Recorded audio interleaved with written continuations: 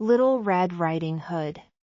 Once upon a time there lived in a certain village a little country girl, the prettiest creature who was ever seen. Her mother was fond of her, and her grandmother doted on her still more. This good woman had a little Red Riding Hood made for her. It suited the girl so extremely well that everybody called her Little Red Riding Hood. One day her mother made some cakes and said to her, "Go, my dear, and see how your grandmother is doing, because she has been very ill. Take her a cake, and this little pot of butter." Little Red Riding Hood set out immediately to go to her grandmother, who lived in another village. As she was going through the wood, she met with a wolf, who had a very great mind to eat her up, but he dared not, because of some woodcutters working nearby in the forest. He asked her where she was going. The poor child, who did not know that it was dangerous to stay and talk to a wolf, said to him, "I am going to see my grandmother and carry her a cake and a little pot of butter from my mother." "Does she live far off?" said the wolf. "Oh, I say," answered Little Red Riding Hood, "it is beyond that mill you see there, at the first house in the village." "Well," said the wolf, "and I'll go and see her too. I'll go this way and go you that, and we shall see who will be there first."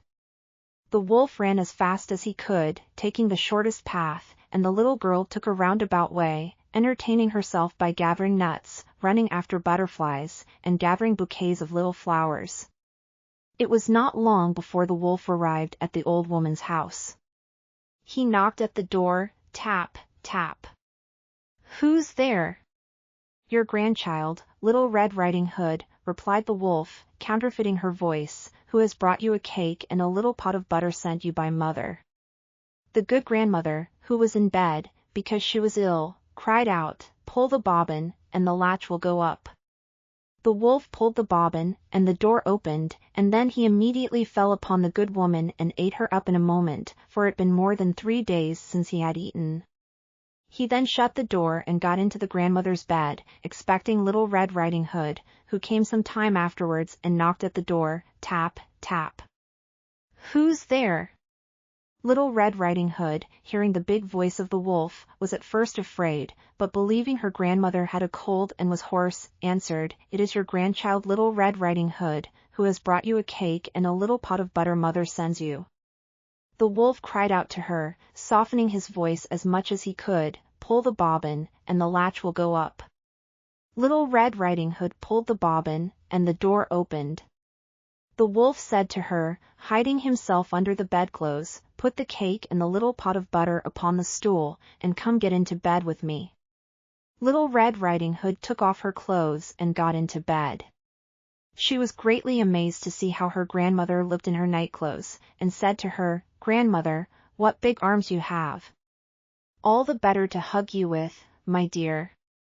"Grandmother, what big legs you have! All the better to run with, my child." "Grandmother, what big ears you have! All the better to hear with, my child." "Grandmother, what big eyes you have! All the better to see with, my child." "Grandmother, what big teeth you have got! All the better to eat you up with." And, saying these words, this wicked wolf fell upon Little Red Riding Hood, and ate her all up. Hope you have enjoyed the story. Subscribe to find more fascinating and exciting stories.